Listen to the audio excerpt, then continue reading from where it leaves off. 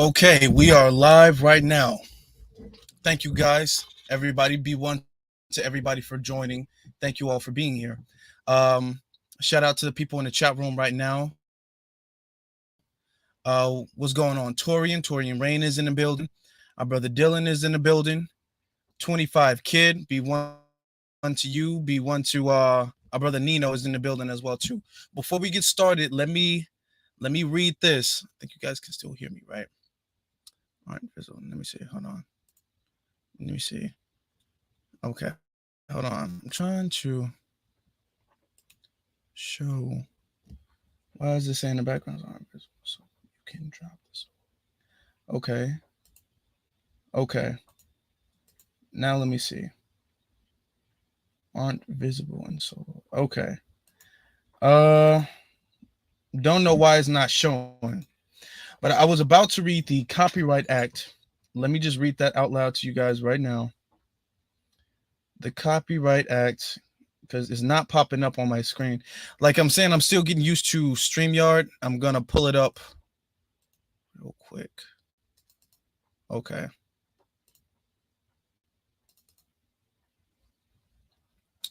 All right. Copyright disclaimer under Section 107 of the Copyright Act of 1976. Allowances made for fair use for purposes such as criticism, comment, news reporting, teaching, scholarship, and research. Fair use is a use permitted by a copyright statute that might otherwise be infringing. Nonprofit, educational, or personal use tips the balance in favor of fair use. Okay. Because the clips I'm about to show you, they technically, they've been taking stuff down. They've been taking channels down. I know I was in the space the other day and Kid Gravity said that he had one of his videos taken down. I believe the Black Authority, his broadcast from yesterday, that was taken down too because he read the manifesto. So there was a lot I was going to say, but now I got to be very careful with what I want to say. I'm just going to touch on one point instead of a lot of other points, because when you show certain images, when you show certain clips, YouTube will take the video down. So YouTube is really trying to cover for this guy. This is a sign of them being on code and covering for this guy. Been broken. Everybody has already said something about it. Every YouTube channel that I've subscribed has already spoken on this before. So I'm not going to break the news like you guys didn't know. But we're going to be, we're going to be discussing the Buffalo mass shooter. And there's words that I want to use, but I'm not going to use those words. But the anti-black racist attack on Buffalo. Now, as we all know, the killer, well, in case you didn't know, the killer's name is Payton Gendron. Payton Gendron is the 18-year-old adult, because they're trying to make him seem like a kid too. Shout out to Professor Black Truth for that. They're trying to make him seem like a kid. He's an adult who went like 300 miles away and to shoot and kill black people, to murder black people because of some type of replacement theory or white replacement theory or something like that. Right. Man. Excuse me, gal. Excuse me. Okay.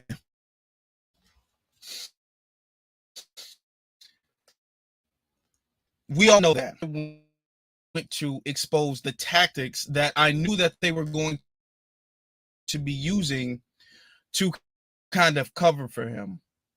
Okay. So I'm going to share with you my scene, and we're going to go through some of my last tweets, and I'm going to show you exactly why I knew exactly what they were going to be doing. Shout out to myself. Am I glitching? Am I glitching, guys? I hope I'm not glitching. Okay. Well, anyway, let me share the screen real quick. They're not going to want me to talk about this that much longer. And I am glitching. Damn. Okay.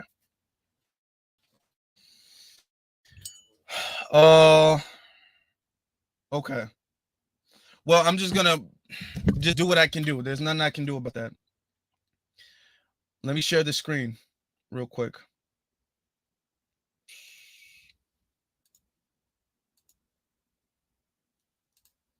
Okay.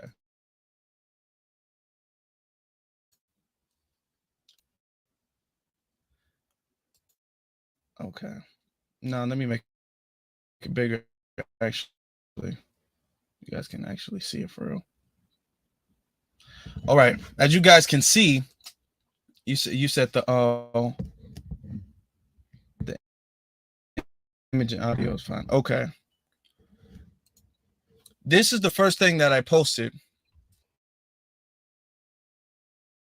when um when I heard the media fool, excuse me, don't let media fool you into believing nobody knew about the Buffalo shooters' plan to commit, as two twos. That was an accident. To commit this I don't know, we're just tripping. To commit this demonic anti-black hate crime.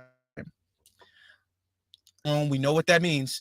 WS sit in chat rooms and plan these attacks out. Everyone who assisted and had any prior knowledge needs to be charged with terrorism. Okay. Now, let me stop there so we can break that down.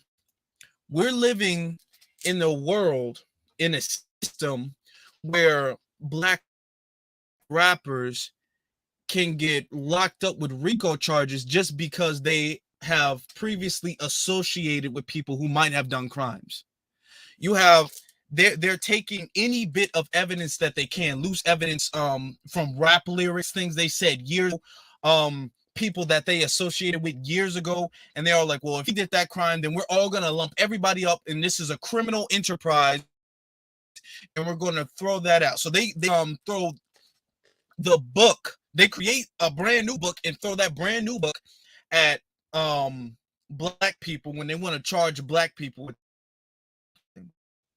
So see people, they say, okay, this is an individual. I've been hearing that on the news lately too. I'm trying to not play a lot of news clips because there's a couple of them that I really want to play. I'm trying not to play too many of them because I don't want this video taken down. But I've been seeing on the news, they've been like, well, you know, this is a lone wolf, lone wolf, lone wolf. They always do that when it's one of their people's killing. When it's one of their killers, it's this lone wolf. Nobody knew about it, despite the fact that this person has been planning this for months, despite the fact that this person has been clearly buying tactical gear, clearly buying firearms and ammunition and planning this thing out to the store before. Now, this store, mind you, is 300 miles away from where he was because he doesn't live next to black people. So he picked the closest place around black people to go to. So he went there before just to scope the place out, and then he went back.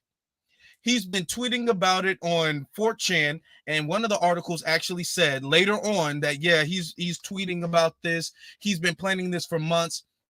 Now, 4chan has like a lot of these supremacists have access to the dark web, so they be sharing little murder videos. When they kill black people, they share their little demonic murder videos in the dark web, and that's what the dark web, because he streamed it the camera on his helmet on Twitch, and they're taking that Twitch video and they're putting that in the dark web. They did that too, if you guys remember. That's one of the things that I theorized happened with Ahmaud Arbery, that they take little videos of murders of black people, anti-black racism, and then they start spreading that around. That's why all of a sudden you just see these videos of they hold these videos and they share them to their friends,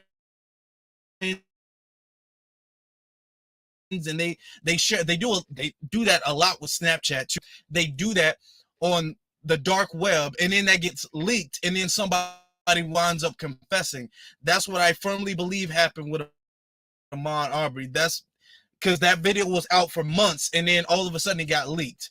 So that's what they're doing on 4chan now. They knew about it, they planned it, and it is, to my belief, my personal belief, that he might have, I'm being very careful with my words, that he might have had some assistance from law enforcement with this act. And why I say that is to say, Twitch, if you know about gaming, I'm not necessarily saying I'm a gamer, but I know about like the gaming world. There's a lot of anti-blackness in the gaming world. You get a little 8-year-olds on Xbox calling somebody that they don't even know a nigger mom.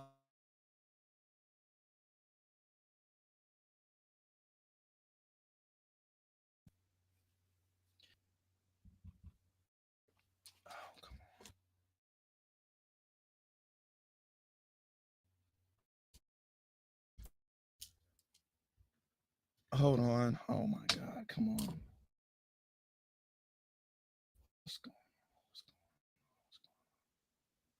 Am I back? I'm back, yo. Okay. My belief is that you have people online, when they talk about certain, medical things, they get their channel, they get their page taken down. Everything gets taken down when they talk about things that goes against white supremacy. That gets taken down. When you talk about that, gets flagged, that gets taken down. But these terrorists, and we can call them confirmed white supremacists because they're confirmed white supremacists.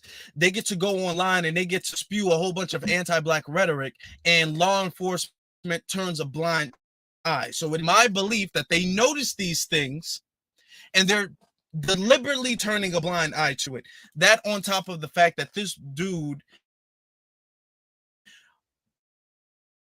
convenient, he was out there murdering as many black people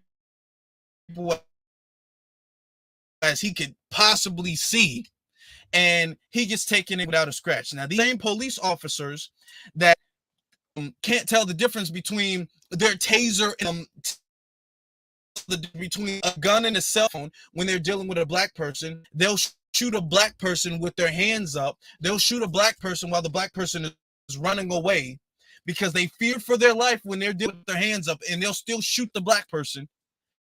And they always wind up taking these mass terrorists who committed a damn racial act of terror, a mass shooting, a mass killing. They'll take them in alive without a scratch, without a straw scratch whatsoever. So that's what I'm saying. No, it's not just you. Somebody was saying the video was buffering before too. That's why I'm saying that we should be open to questioning whether he had some type of assistance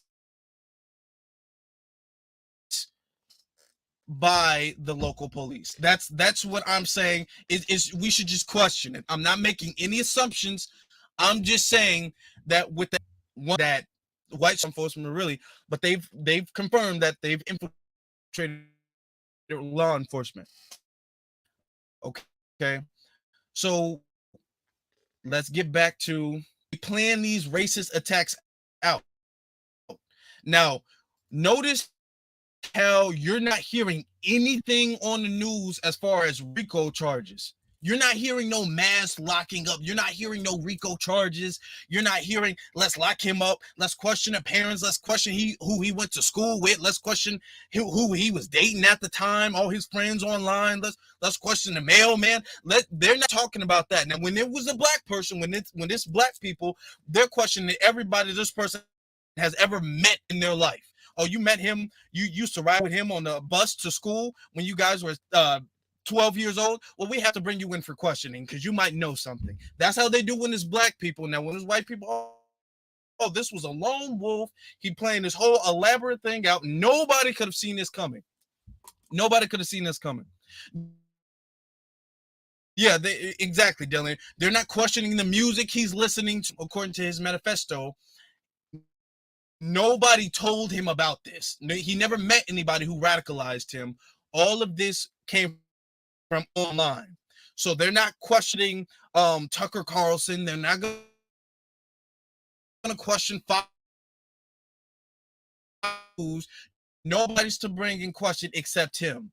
What the media is going to do is all they're going to do is just talk about, oh my God, so sad. My heart goes out. Let's talk about the victims. Let's just talk about the victims. Asians, when it was Asians, they were talking about, oh, we need stricter laws. We need to lock them up. We need to punish them. These need to be charged as hate crimes. These are hate crimes. You have black people getting locked up with hate crimes. They weren't, oh my God, the old man, he was pushed. It was so bad. Let's just talk about him and then let's focus on that. They were like, no, it's black people who's doing it. So let's lock them up. Oh, we got to talk about the blackness.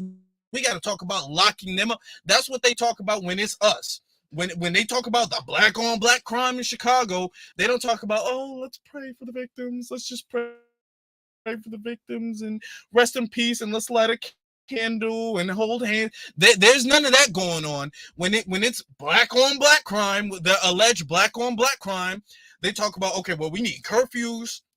And then anybody who's black, just lock them up, just regardless, put them on probation. All black people are on probation. Take away the guns from black people. You know, that's what they talk about when it's strict on crime when it comes to black people. If it's about, oh, well, let's look into his mental health. Was he mentally ill? Oh, wow. I mean, he was just a kid, you know, it was probably just a bad joke. It's probably just a prank. You know how TikToks be nowadays. That's what they're talking about when it comes to a white person. So let's continue to read. Let's continue.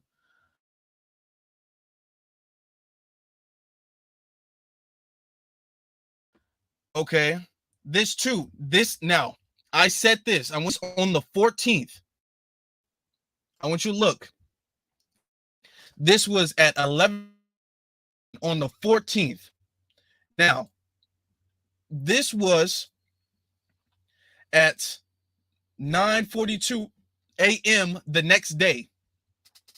And I said, white supremacist Payton Gendron has written a manifesto 2 days before his murder. And now this was the article where they said that he posted it on Google Docs 2 days before the murder. He's planned his white terrorist attacks with others. This is what the article said. I'm just quoting what the article was. Those white supremacists are currently circulating the footage online. The footage of the murders online. Playing this by himself. What he planned this. This was a whole elaborate scheme. And they're circulating the deaths online. I literally said that the night before, and then the very next morning they came out with an article confirming that all of his terrorist plans are on 4chan, which is another white supremacist site, or a site that a lot of these alt-right supremacists go to spew anti-black racism. Okay. So another thing too, you see, I said this. Now this was on the same day, almost immediately, because I already know the tactics. I already know exactly what they're going to try to do. Don't let the media throw you off with wasting time, with a time-wasting gun control debate. Now, because I've been hearing too much about, well, it was an assault rifle, it was an AK-47, and that's why we need more gun controls. I've been hearing that. I said, don't let them throw you off with that. Do not let them throw you off with that. This country isn't taking guns away from white people. This country is not taking guns away from white people. In fact, instead of taking their guns away, you just need to practice your Second Amendment right, black people. That's what you need to be focusing on. Not, oh, well, we need stricter gun laws, because that only applies to black people. All these stricter gun laws only apply to black people. Hold on, let me stop this for a second so you guys can see. The rules are there. The rules are already there. They're already there. The gun laws, the background checks, all of that already exist. The watch list, all of that already exists. You have confirmed that this is what the FBI has said. You have confirmed white supremacists in law enforcement. So they're the ones who are supposed to be monitoring and making sure terrorists don't get the guns, but they're already in law enforcement. So there's nothing that, oh, well, we need a stricter law. The laws don't mean anything unless it's applied. Unless they're applying the law, it doesn't mean anything. So you're talking about stricter laws, the laws are already strict. It's just not being applied to them. You can just get more strict when it comes to black people. Because technically, you can't be threatening people online. You can't be doing a whole lot of stuff that we see them getting away with all of the time. These people now, Payton Grander or what's his name, Gendron, whatever his name is, he's already had run-ins with the law. He's already had that, and they let him go. These people be just allowing these white supremacists to get let go. So it's not like, oh, well, we just need a stricter law. The law won't work if the people who are supposed to be enforcing the laws are on the same team. So it's not going to work. They're not going to take their guns away. They'll take your guns away, but they won't take theirs away. Okay? So let me continue. Okay. And I says, as black people, we need to get ready and stay ready to protect ourselves. Of course, we need to get ready and stay ready to protect ourselves. Now, this was at 9:53. I said they're going to try to turn this into a gun conversation, a gun control conversation. Now, let's look at the quotes. Let's look at this. Hold on. My thing's acting kind of slow. Okay, no. I didn't quote tweet this one then. So that was at 9:53, and then this one at 4:30. Buffalo mayor wants sensible gun control following supermarket shooting. I told you guys they're going to turn this into a gun control debate. This is going to be a gun control conversation.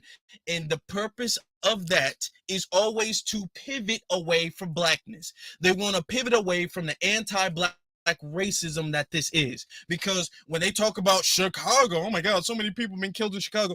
Oh, uh, all these black crimes, these black on black crimes, what they call black on black crime, you don't hear gun control. Well, we just need stricter background checks. That's really what we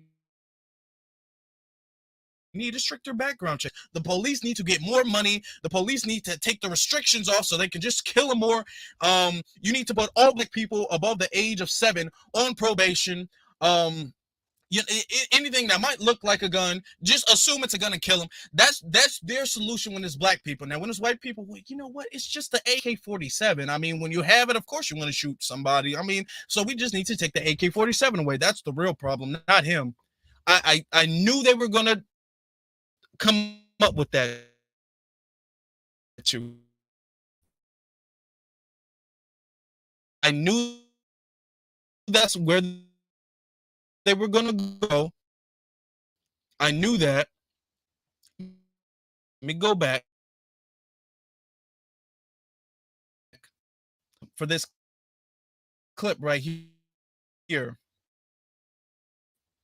Now he says, I don't know. I guess it's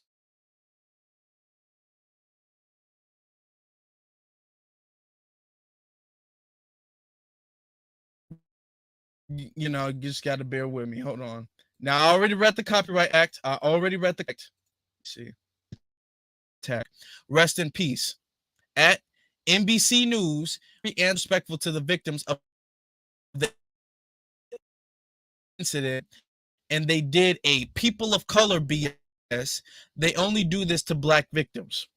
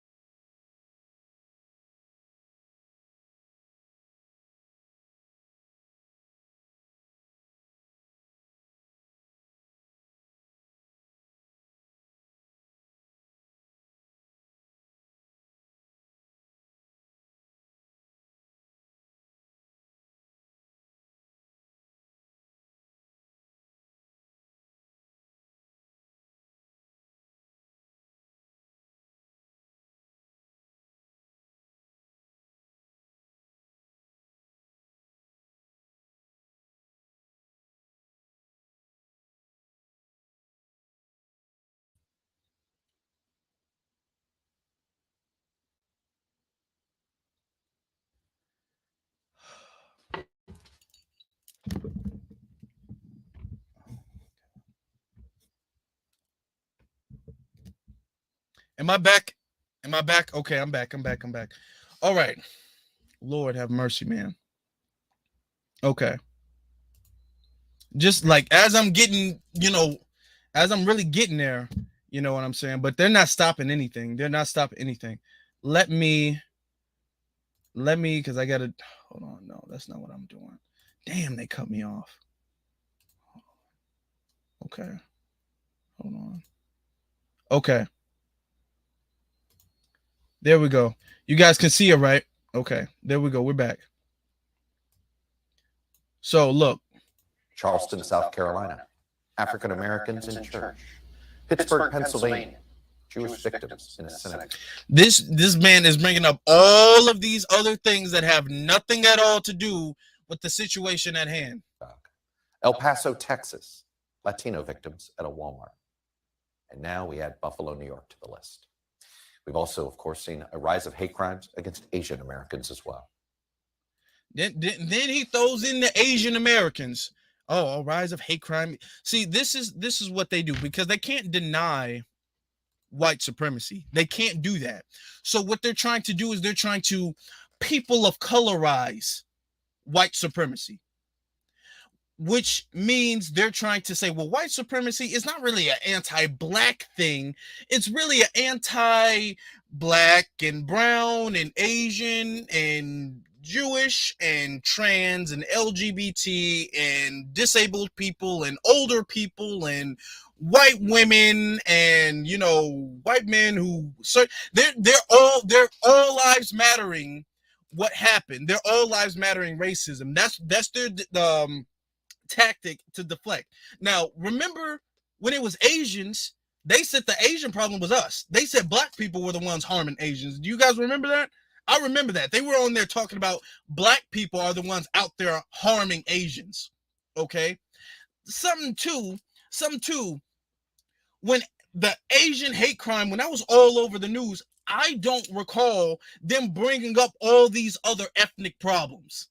I don't recall that. When the thing that happened in the synagogue, when that happened, I don't recall them bringing in all these other ethnic problems. When the situation, any other situation that happens to another group of people that's not black, they don't, people of color, they don't all lives matter the situation. When it was Asians, it was, oh my God, Asian, and we built the railroads and Asian, and it's the niggers who's doing it. It's Asian. Okay, now when it's a certain religious group, then oh my God, it's anti-Semitic. When it's the LGBT, then it's homophobia. When it's black people, well, it's black and it's brown and it's white and it's yellow and it's red and it's purple and it's Asian and it's LGBT and it's old and young and it's everybody's problem when it's black people. Despite the fact that on his gun, and I would show it to you guys, but I don't want YouTube to mess this up. On his gun, it was full of only anti-black rhetoric. That's the only thing that was on his gun. Talking about here is your reparations. He wrote that on the rifle. He wrote the word nigger on the rifle. He didn't write no other slurs to no other ethnic groups. It wasn't no black and brown shit on the rifle. It was only anti-blackness on this damn rifle. And they're all like, well, look at all the people of color problem. Now let's go through. And I noticed they were gonna do that. I didn't say anything beforehand, so shout out to Mr. Chill for that. But I'm like, I kept hearing the manifesto has anti-black and anti-Semitic, anti-black and anti-Semitic. I'm like, that's interesting because on his rifle, I didn't hear anything of anti-Semitism. There was no anti-Semitism on the rifle.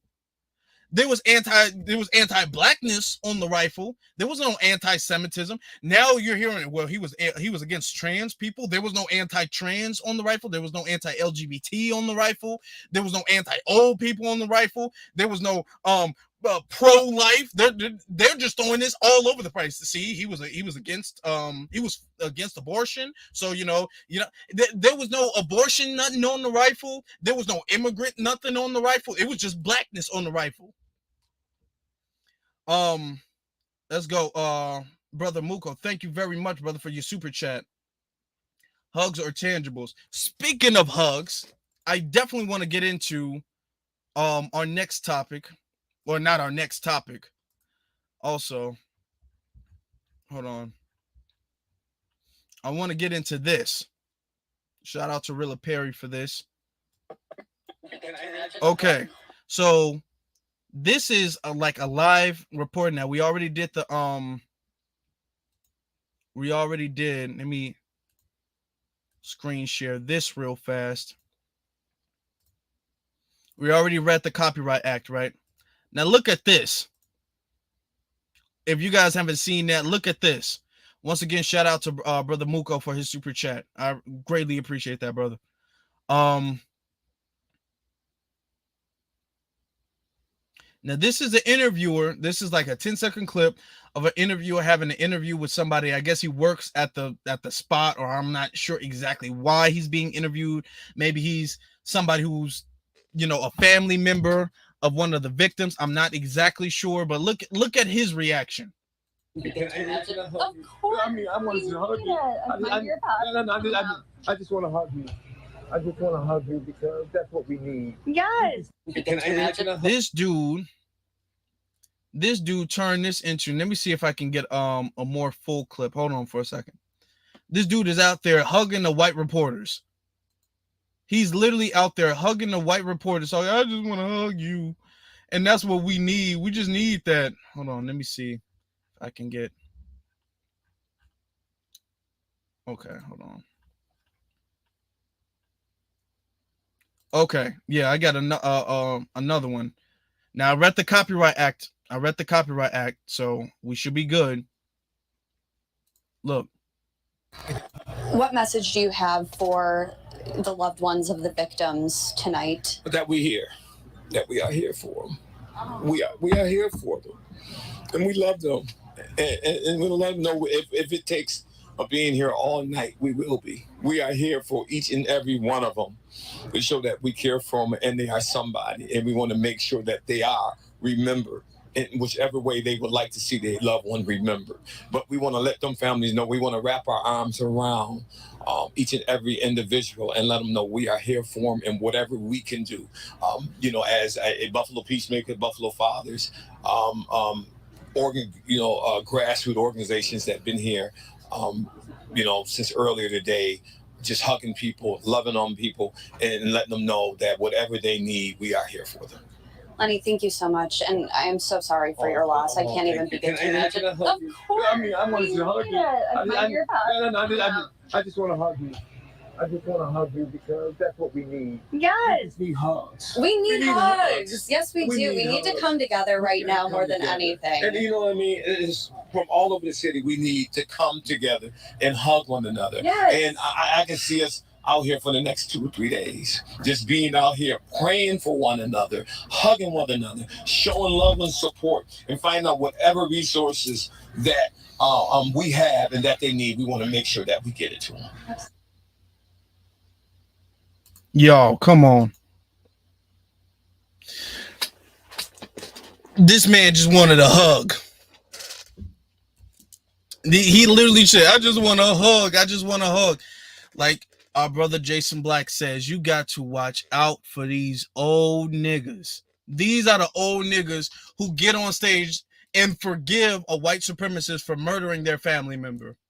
I just want a hug and I just want to love, and we just need to be out here in the community and holding hands and praying and hugging and hugging. This dude didn't say anything about we out here, we're protecting anybody. Notice the word protection, guarding, nothing. That didn't come out of his mouth. What came out of his mouth was, well, we out here and we just want to send our prayers and our hopes and all our dreams, and we're going to sit around a campfire and we're going to make s'mores and we're going to hug and hold hands. Then this dude gave her a big, long hug. These interracial dudes, intersectional, want some intersectional access.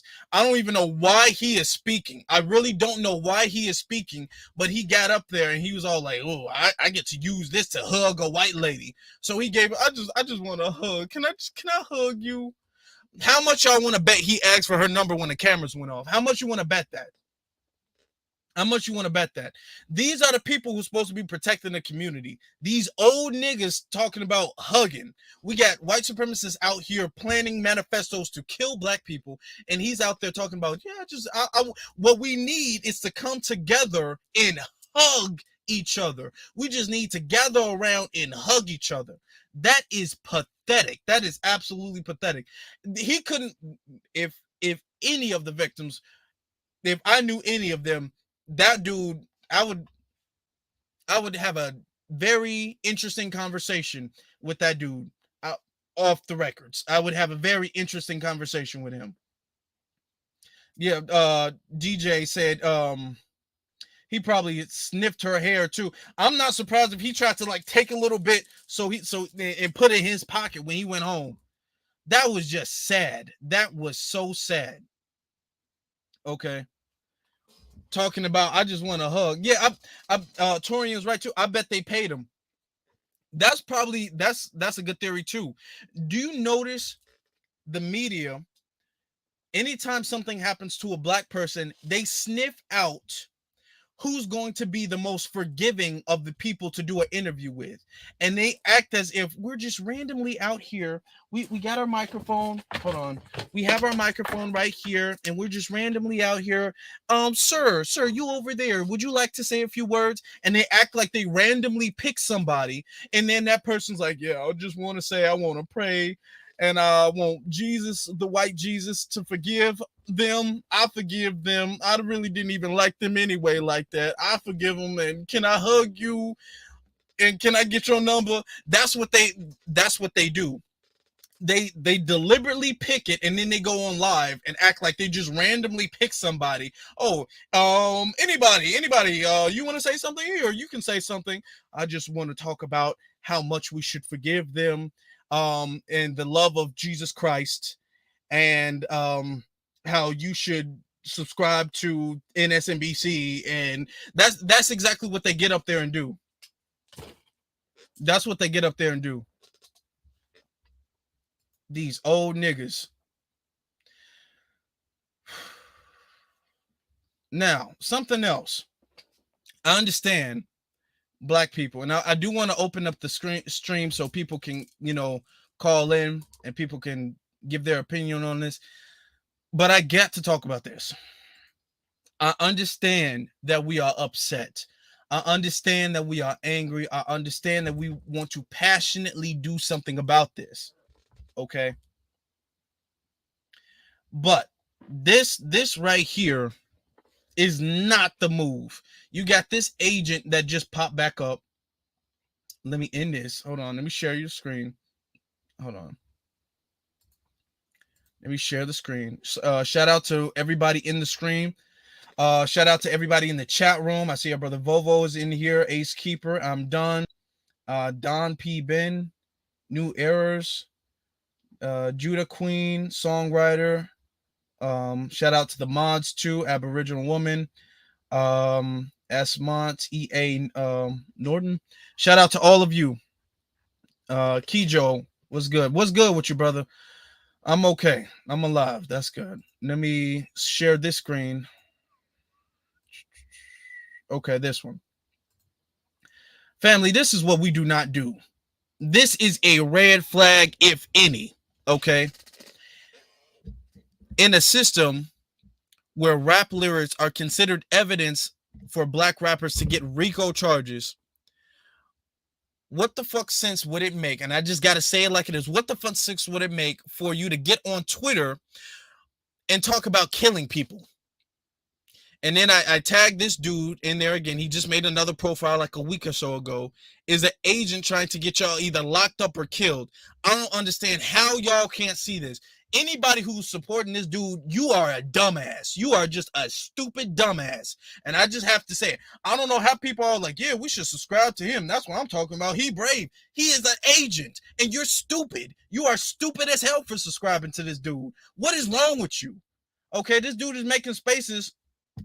Black people arm up now. Whites got to die. Whites have to die. What? Whites have to. He's making a public platform where the government watch, where anybody can just pull up talking about we got to arm up and kill white people.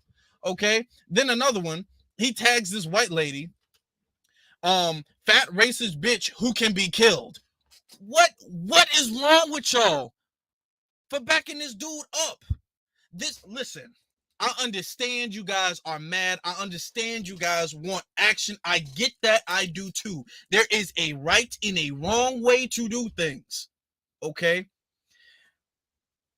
You getting on a public platform talking about we're going to initiate murder as a black person, and everything you do as a black person is already micromanaged online anyway, which is why you have to be careful of the damn emojis that you use now. You can't go out there and talk about killing anybody. This dude, and I've already spoke on this dude before. This dude is a damn agent, okay? He is an agent. He goes out there. This is a tactic of COINTELPRO. This is a COINTELPRO tactic. This is the same tactic that got Malcolm X's security team locked up so the New York Police Department and the FBI can kill him. Okay, that was in a confession. I forgot what his name was. Damn, I forgot what his damn name was. He made, you can Google this. This happened like a couple years ago. He was working with Malcolm X's security team. He was one of those rah, we got to go fight the white man and we got to go kill them and blow this up and commit this crime and let's do this for the revolution. He did that, get all of Malcolm X's security team locked up. And then the second Malcolm doesn't have any security, when he was on stage, the FBI and New York Police Department was able to openly kill him on stage in front of his pregnant wife and children. Okay, the same thing with Fred Hampton. William O'Neill, he infiltrated the Black Panther Party. He was a part of the Black Panthers. Everybody trusted him. He was like, yeah, man, F these pigs and all this, and the crackers gotta stop and all that. And he's the one working with him. I'm telling you, this dude is a damn agent. This dude is such an agent. I don't know how y'all can't see that. I really don't know. Y'all, like, and in the space, I'm seeing clips. This dude calling me a coward. I have advocated for years for self-defense. Okay, I want you guys to protect yourself. I want you guys to be aware of your surroundings. Let me show you this clip, and I put this in the description of the video below. I want to share with you this real quick. This is in the description below. Okay. I've been talking about this. This was last year. This was literally me last year talking about hold on. I personally recommend that everybody legally gets a gun. Everybody legally goes to get their gun license, get a legal gun. I don't want to say anything on YouTube, but get a legal gun. Get trained in how to use your gun, how to operate your gun. Okay, that's just a brief clip. I've been talking about that, but there's a way you talk about things, and then there's a way you don't talk about things.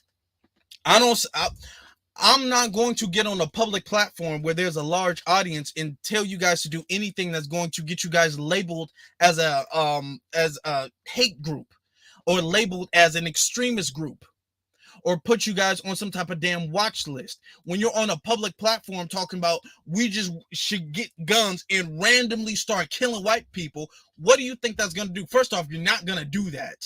It's not like, and if you did, that wouldn't accomplish anything at all. That's not going to end white supremacy at all. Not at all, period.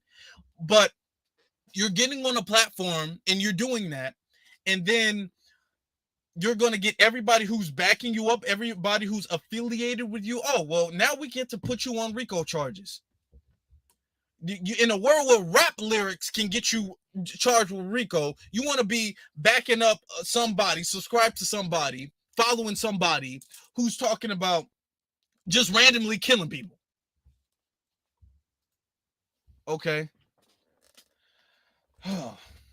I thought it was, and his report, his things get suspended often. Mind you, too. Notice how they always take our brother Nino's profile down, and Nino doesn't say anything nearly to that degree. Sometimes he doesn't even tweet that often, and his accounts get permanently suspended, suspended and suspended and suspended and suspended. And this dude gets to be on, gets to hold spaces talking about how much he wants to kill people.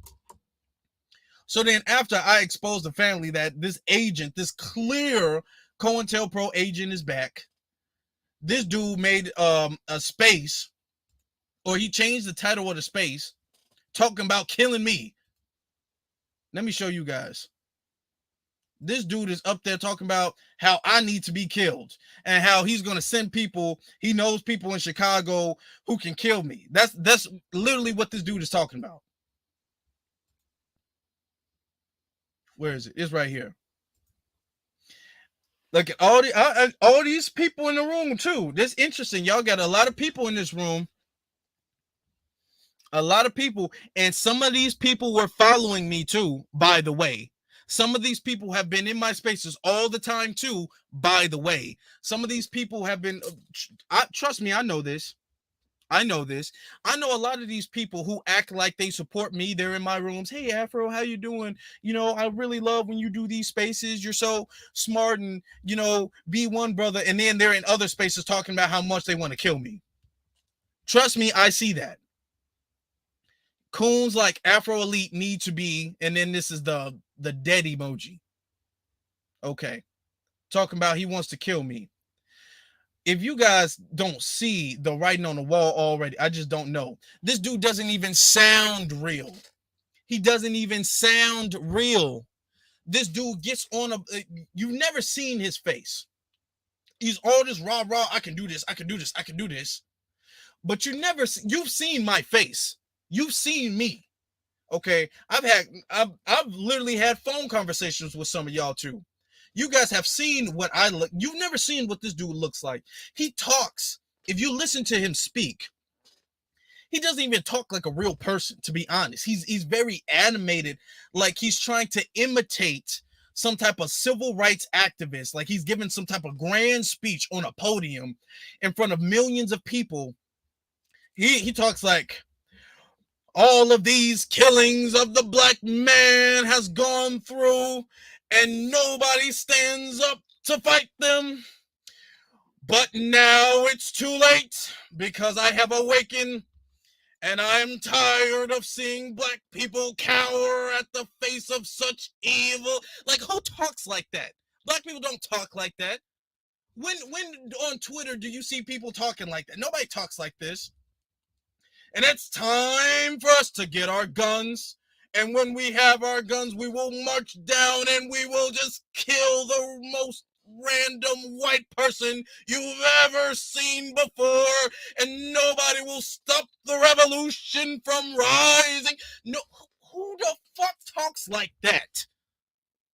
No, who talks like that? I mean, y'all laughing in the chat. If this dude is trying to imitate a damn, like, he is so animated, you can clearly tell he's fake. You can clearly tell this dude is fake. Lord have mercy. Let me actually share this because I know some people said, hold on, let me get the invite thing ready. Hold on. Okay. What do you guys, let me share this in case you guys wanted to jump in and have a word. I just posted this up. Oh, hold on. No, that's not what I meant to do.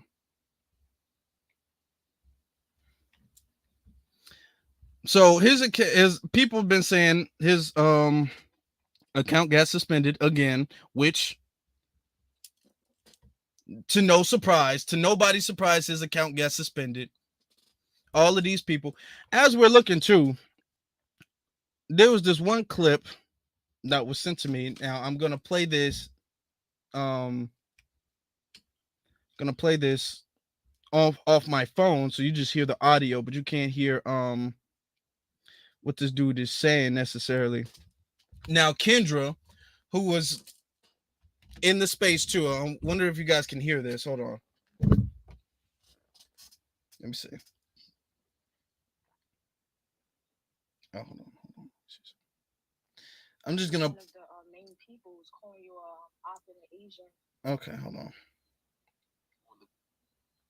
Hopefully you guys can hear it. Let me see if you guys can hear this like this. Video live from her home. I'm gonna figure out where she stays, and I'm gonna threaten the bitch. That's what I'm gonna do, Twitter. Sister Kendra. Yeah, I was going to say, Afro Elite. He was one of the main people who's calling you op in the Asian, because you was telling those 21-year-old white boys, you know, and that white girl how you gonna kill them. You know, saying that, you know, you're making it too hot. How you know, these white kids are harmless. But we just seen yesterday that 18-year-old little boy, a monster, killed 10 people, and give a damn if they was elders or a kid. You know, and we also seen like a little boy who was no older than like 7 years old. He had a whip in his hand, trying to whip grown adults. You know, so it is kids. These kids ain't harmless. You know, they will kill us too. So all this, you know, these kids are harmless. You know, they're not white supremacists. They are. You know, and they're being raised that way. I think what's her name, FBA Goddess. She was talking about how she had a conversation with a white guy some time ago. He bought his 2-year-old son a rifle. You know, so they being taught to kill. You know, from the time they able to learn how to walk and read. So all this, you know, these kids they can't harm us. We just seen it that they could and that they will. You know, so you can't spare the kids too. Exactly. Yeah, that bitch nigga had all the FBA cop niggas report me, pack me up on the app, because those little white kids wouldn't do nothing. 10 black bodies later. What would they not do? What will they not do? That's exactly why I tell you all, I'll put their kids in the motherfucking dirt. Okay. This shit is radical. Now listen. Okay. First off, I never said they weren't dangerous. I've been saying that they were dangerous for years before he ever popped up on the scene. I've been calling them dangerous. I've been telling black people that we need to practice our Second Amendment right. I've been telling black people that we need to be aware of our environment and our surroundings and who's with us. When you go into a building, you need to look at where the exits are. Scan the room. Make sure you know the people who are in the room. Look at the people you know. Compare how many people do you know in this room and how many people do you not know in this room. Look at where the exits are. If a fire breaks out, if somebody starts shooting, where am I supposed to be running to? What am I supposed to be doing? Do I have any weapons to protect myself? You're supposed to constantly keep that in your mind. It's every single day you leave the house, even before you leave the house. You're supposed to have like the doorbell cameras, so you can see when somebody comes up to your house, an alarm system. I've been saying that for years. What she's saying, Afro is saying that these kids are harmless and you shouldn't be affecting them. No, that's never what I said. I said that we can't be going out there talking about just randomly killing people, killing white kids. We shouldn't be out there talking about that. Okay, what is that going to do? Now it's not like he's out there killing people. Oh, he's going to get people in their emotions and get people riled up. So when they do it, then it's going to be like, well, I mean, you did it. So you're going to be doing a damn life sentence for killing somebody. And he's going to continue doing what he's doing. I want you to listen to hold on. Somebody was just on here. I just saw him on here. Oh man, I just missed you. If you were on here, you can come back on here. I just saw you. Okay. But yeah, if anybody, let me share the link one more time. If anybody wants to pop in and say something, definitely feel free to do so. Definitely feel free to do so. But look, listen to the way he speaks. This shit is really When was I exaggerating? Listen, hold on. So all this, you know, these kids they can't harm us. We just seen it that they could and that they will. You know, so you can't spare the kids too. Exactly.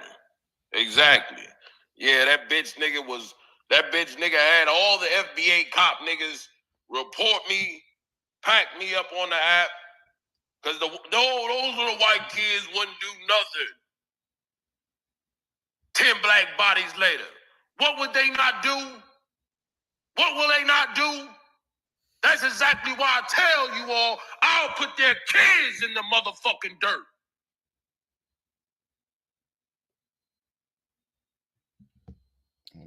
This shit is radicalizing me.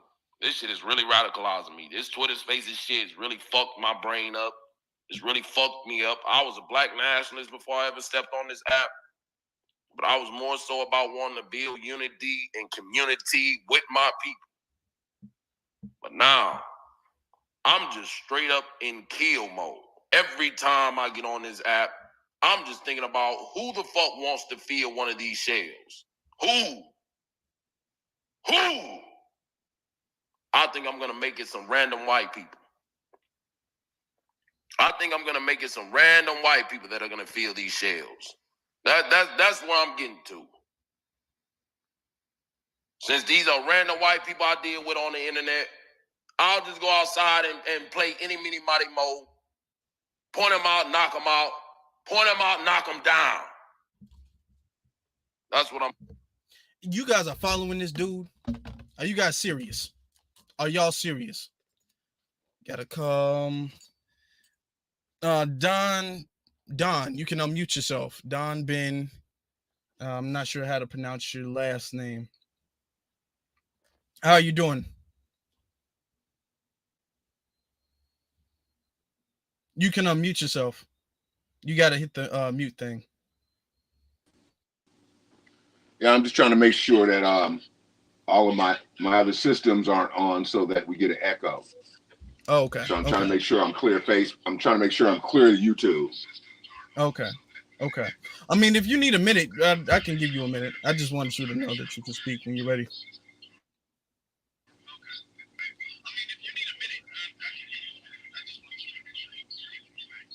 Yeah, because I can hear my voice in the background.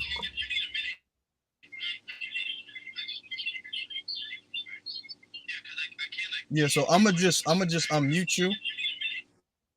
I'm just mute him, and then when he's ready, he can come up. But if you want to come up and you want to say anything about what we've been discussing about the shooting in Buffalo, if you want to say anything about this black rational dude, the nationalist dude, this dude, first off, there is no such thing as black supremacy. That does not exist. There's white supremacy, and that's it. Another thing too, I'm sick of y'all being triggered by the word white supremacy. Well, white people, they ain't supreme over me. I feel like it's just right terrorism, and we can't call it white supreme because then there's black inferiority, and I'm not inferior over nobody. We stop it. Okay, call it what it is. It's white supremacy. We live in a global system of white supremacy. They run every aspect of the world. Okay. By definition, supreme means power and authority. It's a system of power and authority that white people run. That is white supremacy. White supremacists are people who think, act, and believe in the system of white supremacy. It is very simple. That is what it is. Don't say, I don't really like the word white supremacy because that make me feel bad. Because it is true. It's the reality of it. You are a victim of white supremacy, whether you want to believe that or not, whether that hurts your self-esteem or not. People are like, well, I just feel like we should just call it, stop. Call it what it is. Call it what it is. Damn. I forgot who I was arguing with that. I'm in a space and I say white supremacy. What do you call it? White supremacy? Are white supremacists, are they supreme over you? They not supreme over me. I got confidence. Ooh, y'all stupid. Stop doing that. Okay, damn. Looks like the brother had to get off. I mean, that's fine. No, he's back now. Don, are you there? Yeah, I'm here. Okay. You got the floor. What's on your mind, brother? Oh, man, the last 48 hours, nephew, It was the real wake up in the condition of America. The Most High had already been dealing with me about leaving. That's pretty much confirmation.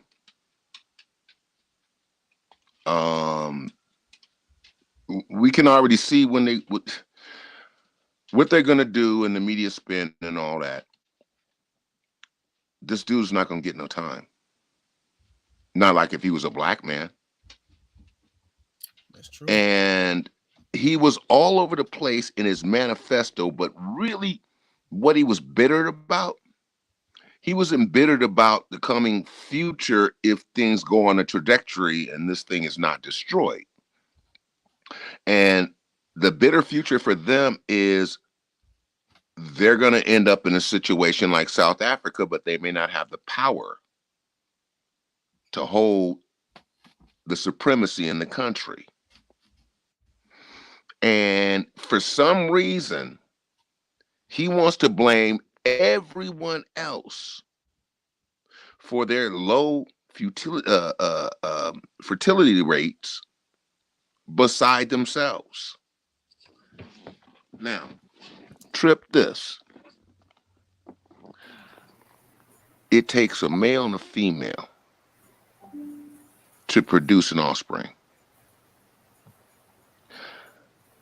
They said back in when Congress was putting this all together, back in the 60s, and they were doing, the congressional hearings and stuff like that.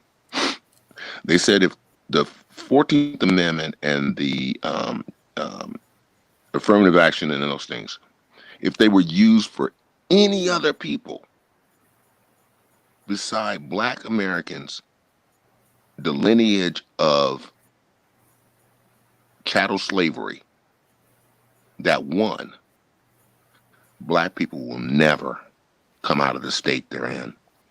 And as a matter of fact, they'll be worse. So we see that part is true. Now, what actually happened? Who got the advantage from all this? White women. So in the 70s, you had WOW. And WOW picked up our sisters who were scattered sheep because they killed all the shepherds. They got empowered.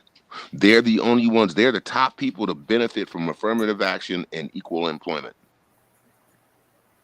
And so now it's like, oh, I don't need you. I can make my own money. And now he bitter and sour, but he did it to himself. I'm gonna cut my mic. That's true. And I've been saying that for a while, for years actually. Affirmative action benefits white women, and I'm glad you brought that point up about the manifesto. He fears white fragility. This is why it's important for us to study Dr. Frances Cress Welsing, because she says that is a deep-rooted insecurity that they have. They have that insecurity that they're genetically inferior as far as breeding goes. Okay, that means that they will be bred out. They will go extinct.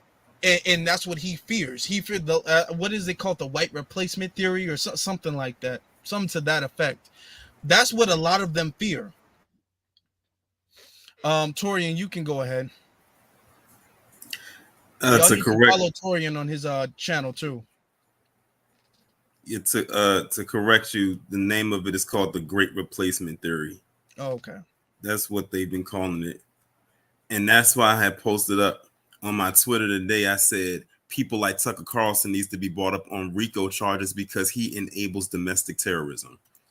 How often does he get trended alongside people like Payton Gendron when they do stuff like this? It's because he peddles that stuff on Fox News every single day. And they follow that and they go along with it. And I had told people, if y'all remember that National Geographic article that went out back in 2008 of what America would probably look like widespread, when it had a picture of this brown or mixed woman with hazel eyes and like bronzy blonde hair, curly. I said that was it back then. Like you can go and look that cover up. Like it still sticks out to me to this day. And that was back in like 08. And here we are in 2022, and they keep bringing up the whole great replacement theory. And the thing is that so-called theory is not even really new, because they played a clip of David Duke on, I think, CNN from 2000, 22 years ago, when he kind of brought up that whole great replacement theory back then. So you're talking 22 years ago, and probably even further back when they were bringing this up. So they knew it then, and now it's like really coming into fruition. Now they probably didn't take it as serious then. But it was like, oh, because they probably thought, oh, we're gonna be here forever. The ancestors thought the same thing, and look at where they are now. But now it's really playing itself out, and they are scared to death, and they're doing anything that they can to try and survive. I said they're trying to see this thing all the way through to the end. Like they said they want to be some of the last people that are here.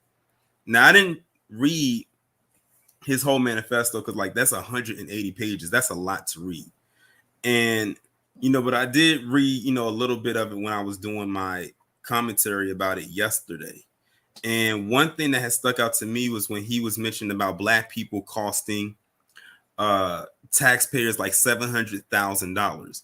And I said if people really didn't catch what they meant by that, is basically how much the taxpayers have to pay out in settlements when the Black families of their loved ones who get killed by these race soldiers, how much they're giving out. I'm like, do you realize that now you just contradicted yourself? Now they're going to have to pay out more because of what you just did yesterday. If I was him, I would make him foot the entire bill. Not that he probably can afford it, but I would drain his pockets. And once his pockets get drained, until there's anything left, let's go after his family's pockets. I'm talking his mother, his father, and his brother. And if we can't get everything out of them, then we can go to the other next of kin. Let's find a living grandmother, grandfather, a cousin, something, until all of that money is paid for in full. Don't come to the tax. That's just what I would do. But, in a perfect world, that's how it would happen. Unfortunately, we don't live in a perfect society. So we already know who's going to foot the bill when it comes to this situation right here. Also, I noticed when I was reading, a piece of it, he said that he was perfectly sane when he did this. I said, go with that, because I already know that you're running with the whole mental evaluation, and they're trying to play on that already. Like we already knew, wash, rinse, and repeat. And I said, no, he said it himself in his manifesto that he was perfectly sane when he did what he did, and he was not mentally ill or anything like that. But what some people don't realize is that a lot of them can claim that mental illness if they want to, but sending them to those asylums or those hospitals is probably worse than going to jail. Why? Because if they don't have a clear cut of what their diagnosis is, they will pump them up with so many crazy pills that they will probably start running into the wall thinking that they're the juggernaut. So they'll be going and they'll go stir crazy in there. So they need to be very careful about saying that they want to go to these institutions, because you'll get worse treatment in there. Trust me. Like you most likely definitely will, especially like I said, if they don't know a clear-cut diagnosis for you or what you have. How will they know what to prescribe you? They'll just give you a whole bunch of stuff and say, I think they got this, I think they have this, I think they have this, because they don't have anything documented down of what you actually have. You're just saying, oh, I have a mental illness. So, good luck with that if that's the case. And what was it last year that didn't he try to shoot up a school? I did know that he either tried to do that or he threatened to do that or shoot Black people in the school or something like that. Yeah, so this is not his first ride at the rodeo, and they knew it. They knew that this guy had the potential to do just that. So y'all knew, y'all had pretty much started a record on this guy. Y'all already knew. So none of this should come as a surprise. It's an unfortunate incident, but nothing that he did yesterday should surprise no one, because he tried to do it before. It's just that this time unfortunately he was successful. And before I go any further, let me just say RIP to Aaron Salter. He was the security guard that tried to take him out, but unfortunately the bullets that he shot from his gun did not penetrate that armor. If it did, he would have killed him. Yeah, my condolences to his family. Rest in peace to him. He probably wound up saving. I believe he saved lives doing that because that slowed him down. Yeah. So rest in peace. He died like a hero. Yeah, he died a hero, in my honest opinion. Yeah. Yeah, he really did. There's something that you said that I definitely want to piggyback off of. In these cases, they always act as if this was just some type of golden child, a student who never got into any trouble, and then it was just one bad day, and next thing you know, they transformed into a completely different psychopath murderer. But we see in reality that all of these cases, they've been planning this for months. They've been saying stuff online for months. They've had multiple run-ins with the law, and they get people get passed. They get, all of this stuff. They see it, right? Yeah. So what is a stricter gun law going to do if these people just get slaps on the wrist or let go when they threaten to do something anyway? Shouldn't that person be forbidden from buying guns? Or he clearly had to buy the gun, or they should have been watching what he was doing online, right? Mm-hmm. Yeah. Clearly they weren't. They clearly just let that go without a second thought afterwards. They know exactly who those gun laws are meant for. And New York has some of the strictest gun laws in America. Like, out of all 50 states, New York has some of the strictest gun laws. Like, it's very hard to purchase a gun legally in the state of New York, and not just in one part of New York, but the entire state. So, he managed to get his, but like I said, a lot of those laws are really put into place, to affect us.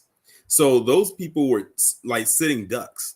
Like, just imagine if they lived in a state that was open carry, he would not have gotten that far. But that's see, true.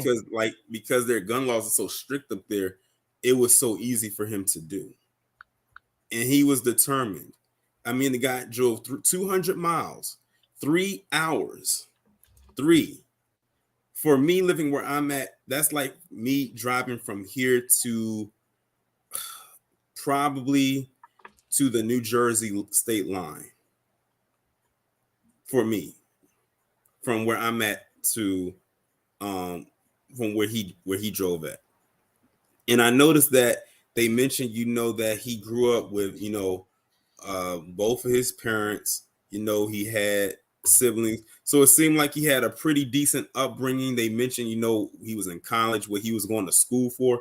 He had all that going on, but still, the thing that pissed him off the most was the fact that them numbers was dwindling. That was just playing in the back of his head. No matter how good of an upbringing he might have, no matter how, well off his parents may be, no matter what kind of education he was getting or school he was going to, at the end of the day, the thing that was pissing him off the most was the fact that the PC race was dying off. There was an influx of immigrants coming into the establishment. He clearly did not like black people. That was pretty evident yesterday in what he put into his manifesto. And that's what really was bothering him the most.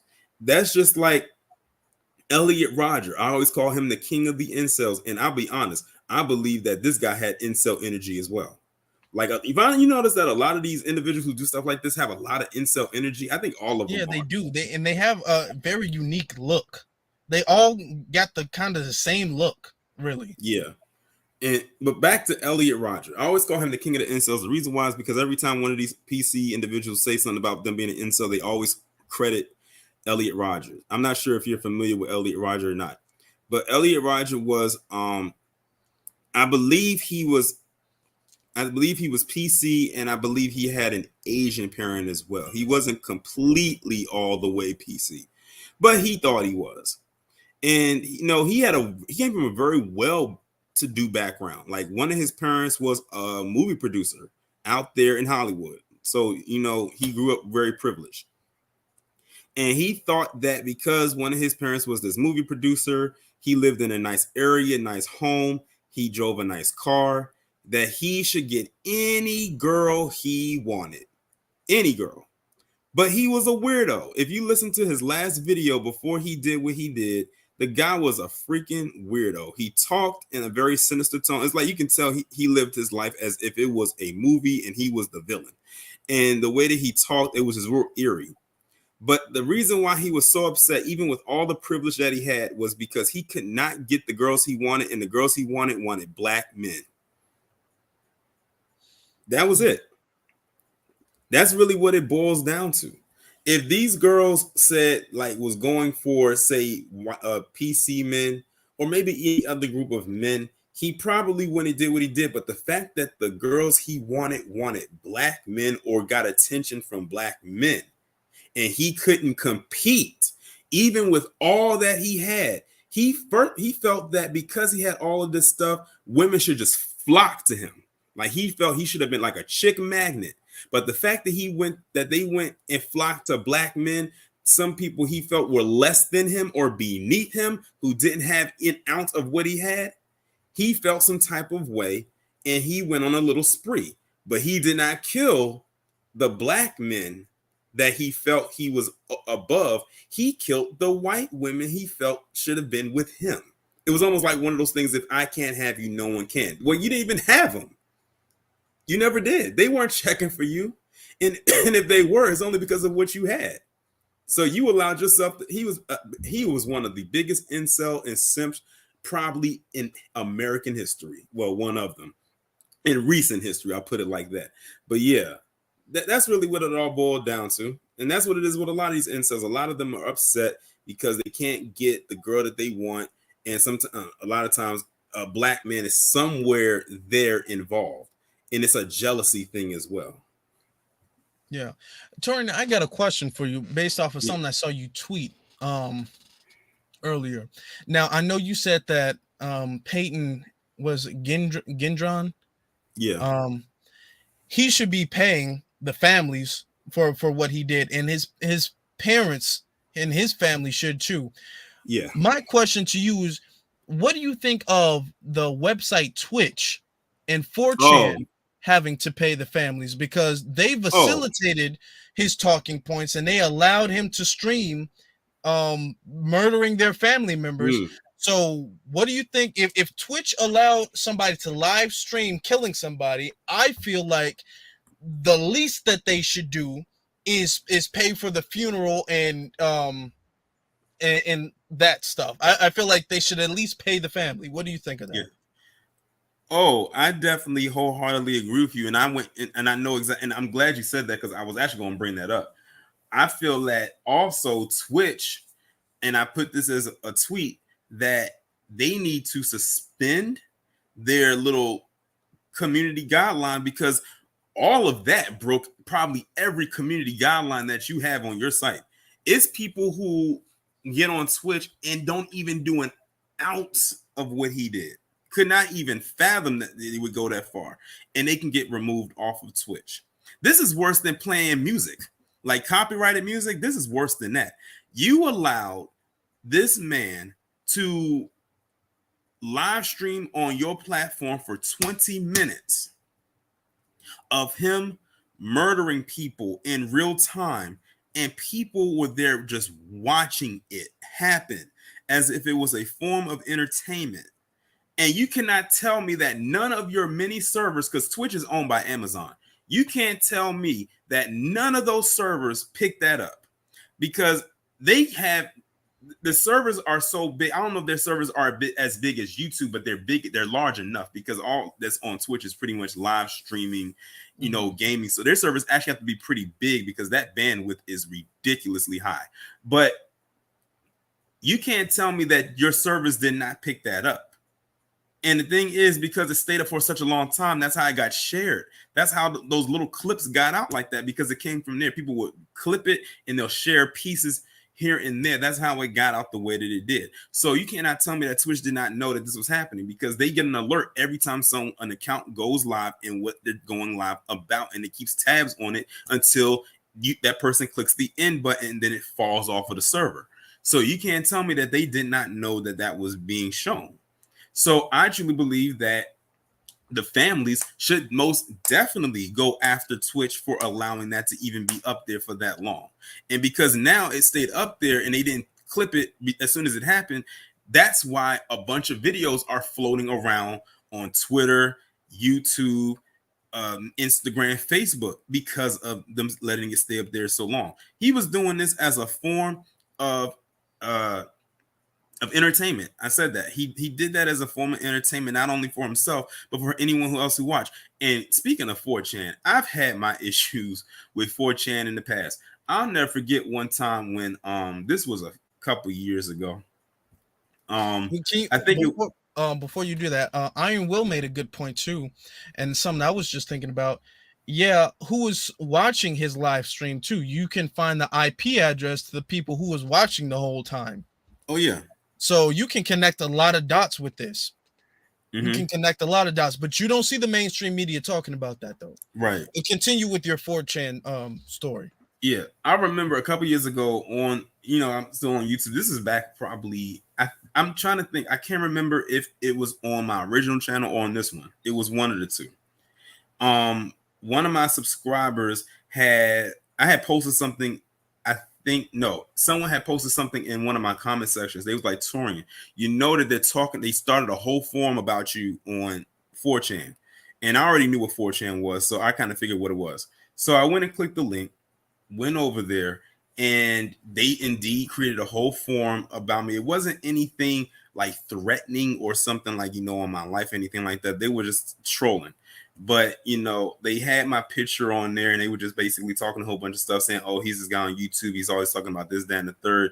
Mind you, nothing I talk about on YouTube is putting anyone's life in harm's way. I think it was at the time when I was talking about how PC is now the face of heroin overdoses and opioids and stuff like that, which it actually turned, to be true. These was reputable articles that I was reading from. I mean, you could look it up for yourself and see that it was right there. But they got so upset that I was talking about it because it gained so much traction and it started to like really get put out there. Well, I said, okay, fine. And it was perfect because I had a community tab at the time. And I said, someone just alerted me that they're talking about me over at 4chan, just trolling and whatnot. So I posted the link there, and probably within that 24-hour time span, like my subscribers went over there and literally like aired them all out. And then the next day I went and clicked that link and that forum was closed. You definitely got some riders with you. Oh yeah, most definitely. I always tell people, I said it was at that point, it was at that moment right there that I knew that I had some really solid subscribers. And that was at a time when I only had maybe like 10,000 subscribers at the time. So imagine what it would be like if they tried that today with me having over 47,000.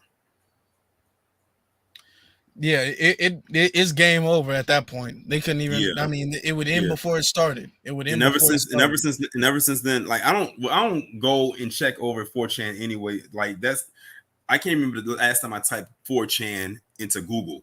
So if they're talking about me, I don't know, but I'm sure some people might go over there and they might look and see, and if something comes up, they'll alert me about it, and then if push comes to shove, we'll do it all over again. Okay, but yet 4chan does facilitate anti-blackness. It does. It's like a home. It's a safe house, so to speak, for people to get on there and they get to talk. They get to spew anti-black rhetoric. Yeah, it's a lot of incels over there. Like 4chan to me is like the above ground of what the dark web is like. Because 4chan is one of the last on the surface sites that they have. because a lot of those dub S sites like Daily Storm or Stormfront or whatever, those sites aren't around anymore. Those sites got shut down a couple years ago, and they have never been reopened. They tried to, but they couldn't. But 4chan is one of the ones that kind of broke through and kind of just stayed there. So they always are constantly going there. But then, of course, you got sites like Reddit as well, who operate pretty much the same exact way as 4chan. And Reddit, I think, is the more popular one. That's the more notable one. But a lot of the other ones, they operate on the dark web, which is probably where I wouldn't be surprised if he frequented a lot over there. Yeah, I'm sure. And that's where police have said that the videos, like the small clips from the live stream, they're saying that those clips have been circling around in the dark web. Yeah, because a lot of those people who are on these 4chan sites in these like almost dark websites, a lot of them know how to access the dark web and how to communicate with each other through the dark web. So some of the stuff they say on like Reddit and 4chan and sites like that, and then like the more egregious stuff they say for the dark web. Yeah. One thing I want. What were you saying? I said one thing I wanted to talk about when it came to this is these bootlicks. Man, listen. Man, when it comes to some of the stuff that they have been saying, especially that Brandon Fakem, that's what I call him. But we know his real name. When he had posted something up, I don't know if you saw what he wrote up on Twitter. He basically it was a backhanded thing, and I knew he was going to say it because I expect nothing more from him. He basically was trying to say, well, not trying to say, he said how the manifesto that he wrote had some merit to it. And then he tried to break down which parts had merit. Like he gave like a whole list. I forgot like what it was. And then, I put up on Twitter yesterday, I said it's amazing how a lot of these bootlegs didn't even say RIP to the victims. They went straight into black on black crime. Every last one of them did. Now, one of them I saw who posted something. They did not say RIP to the victims. They went straight into, well, what about Chicago? Then they brought up what happened. And what was the place called? Waukesha. I don't know if I'm pronouncing it correctly. They brought that up. I think they brought up, what happened on the subway in New York a couple months back. And we're like, none of that had anything to do with race. Y'all are trying to bring up a straw man argument. For what? A false comparison. Yeah. You're absolutely right. None of these people ever said, my condolences to the family, but they was all like, they came in and they tried to run the interference for the dominant society. They rushed in there talking about, well, Chicago, there was just a killing of and all that. Speaking of crime, I'm hosting a space tomorrow for all of the audience to listen. I'm hosting a space tomorrow on Twitter talking about solutions to black crime on my Twitter page. So you should be following me. Actually, let me put the banner up. And so speaking of crime, notice that the bootlicks didn't say anything about what happened at that time when these church in California. And I said, I'm not going to speak on this because I said, black people, I said, we are cutting the olive branch factory off. It is closed until further notice. And I just left it at that. And I asked somebody, what was the race of the shooter? And they told me that it was an Asian man in his 60s, late 60s at that. I think the only thing that shocked me was the fact that he was in his late 60s and he wasn't young. But notice most mass shooters are young. Yeah, and I think the last mass shooter that I think was older was Stephen Paddock when he did what he did in Vegas back in 2017. I said y'all conveniently didn't want to bring up Asian on Asian crime because that was an Asian man who went and shot up in that church. Not anyone else who wasn't Asian, but you made sure not to bring that up. That's true. I'm sure if they did bring it up, they'll find a way to bring a black on black crime again. Yeah, they can't do the Asian on Asian crime. They can only do that when it's a black on black crime thing. Right. Don, you've been in and out. Is there something else you wanted to add? Because Kid Gravity hasn't spoken yet. Did you, Don? You can unmute yourself if you're ready. Okay, Yeah, Kid Gravity. let Kid Gravity go ahead. Okay, all right, Kid Gravity, you can go ahead. What's up, y'all? Hey, Torian, you know you can't have the Green Destiny and the Green Destiny fighting, and you got to publicize it. You know you can't do that. That's not good. Who cares what's good? I know this is the mode we got to be in, brother. We don't care no more. It was just funny though. That news also highlighted the one black woman that got killed. That's all they cared about, because they want us to say something and they want us to stir up. And we were like, you know what? We got to get together. We got to hash out these solutions. How we gonna protect ourselves? So y'all can do what you do with the news. We're gonna be in the foxholes plotting right now. So y'all have fun over there. Right. That's like I said. The olive branch factory is closed until further notice. Like, and I said that when I found out where it was at, that's what I declared. I didn't really care who the shooter was, but I just thought it was interesting finding out that it was an Asian man who did it. So I was like, oh, okay, well, maybe I'll talk about it on my live stream for a little bit, just talk about the same thing that I just said on here and keep it moving, because I'm not going to do a whole 10+ minute video about it. It is what it is. Yeah. I said that because the thing is, if we leap into that, and the thing is, look at the time it happened. It happened literally the next day. It happened yesterday. Buffalo happened Saturday.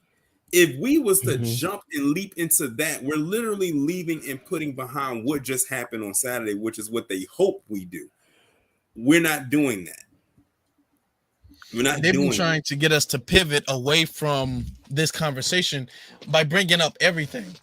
They're trying to get us to pivot away from this because they don't want to talk about how bad white supremacy really is in the world, in our society. Right. Hey, Torian, I gotta thank you because I'm looking at that Coon Tatum stuff, and yeah, I'm getting this dude tomorrow. The things he has on his page is wild. He is the absolute. I said him and the Coonstress, they are literally two peas in the same coon pod. Like, he's the female version of her, and she is the male version of him. He wants to give this man a hug. I get it. He wants to be like that black guy with the white reporter. He wants to give this shooter a hug. He would probably let his wife sleep with him. He'd have him on the show, trying to understand what he did and trying to trying to minimize it. It's always the cops. It's always cops. And he's not even a cop anymore. I don't know why they even keep calling him Officer Tatum. He's not a cop anymore. He even said in his bio that he's an ex-cop, but they keep calling him officer. This is just as bad as when they had that David Clark. I said, he's not the sheriff anymore. Stop calling him that. Yeah. And I'm glad we don't hear much about him anymore. I said, Brandon Tatum need to fade into the same obscurity. Nah, he's, as long as Candace is still relevant, he's not going anywhere. And notice that when you look at like the responses or like the retweets and stuff like that, he didn't get that big of a response like that. Like, yeah, I'm looking at it. Not a lot of people was feeling that. And the thing is, this guy has like over 600,000 people following him on Twitter. So by stats, his response should be higher than that, but it's not. Yeah. You know what's so crazy? A lot of them PC people that be following him, they only like agree with him for the sake of wanting to agree. A lot of them don't even believe in some of the same agreements and stuff that he be talking about. You know what's funny too? I was reading up on the case, and apparently this dude is a leftist, so I don't hear too many Democrats coming outside and condemning this. That's interesting. Listen. Two wings of the same bird. Yes, sir. Yes, sir. Oh, and I apologize to you, Torian, for last night. I know you didn't want to be in that room, during No, during I our debate. didn't. Yeah, I that really was. didn't. I apologize. That man, listen, that was a madhouse last night. That Yeah. debate was something. That debate definitely was something else. Would I you was guys like an in and out as much as exclusive? I could be. Would you two like an exclusive? I would be interested. I would be interested. Y'all made me want to debate. I kind of wanted to jump. Oh, we gonna get you I on kinda there, but wanted to jump in the I got an debate. I was like, exclusive damn. for y'all. I got an exclusive for y'all in the audience. It's a lot of us have the same audience. So I was putting up the live. I put up, the live stream for tomorrow, so Black Alpha and I can recap that. So I went to go look for a picture, and I came across an article featuring Miss Monique. Found out something very interesting, folks. What she got a Brad? No, not even that. She got a Karen. She had a thing. Didn't I tell you? Didn't I say last night? I said that person looks like they was a contestant on RuPaul's Drag You know Race. what's funny, did. Tori? I'm like, damn. Some of that stuff she was, that. some of that stuff she was talking last night. It got me thinking. I was like, this sound like something the other community would say. But I didn't want to believe it. I just chalked it up to her being MAGA. But then when I looked for that picture and I saw that article, I said, "No, my God!" Listen to that, and I said, "Listen to that voice." That's what tipped me off too. I remember when he, I guess now, first popped up when Rich and Will, when they were talking, and then I made the point about Muhammad Noor, and he popped up, and I'm like, that's a very, because you can kind of tell when they disguise their voice to try to sound feminine. You can kind of tell that. The people in the chat are so confused. Yeah, y'all got to go listen to the debate on my channel. So confused right now. They're like, "What?" Yeah, the debate is on my channel. You got to go listen. Y'all definitely got to go check that out. was so mad yesterday. Yeah, I know. He was so upset. I could just look at his picture in the room, and his picture in the room. I know that's the face he had on last night. It got to the point where I had to like put my phone down a little bit and like I started pacing. Like that was pissing. I couldn't even because I know that you put it up as a premiere on your your channel today. I just left a couple comments in there and I know, and you read. I know I was at work when it premiered, so I was popping in and out. But again, when she said this was fun, I was so mad. I was about to shut the space down. That's how pissed off I was. I had to mute my phone so I could laugh. Because, nephew, you sound like you were pissed. And I've been following you long enough to know you different tones, inflections, and stuff in your voice and your emotional background. So I had to mute myself so I could laugh. I try to remain calm as I can. And I had told Afro and a couple other people, I said, if I jump, because I know you was giving people a 60-second time limit to address black people don't listen. And I told them in the chat, I said, they only giving 60 seconds for people to talk. I said, the way I would have came up in there probably cussing like a sailor, I would have been off in 10, maybe less.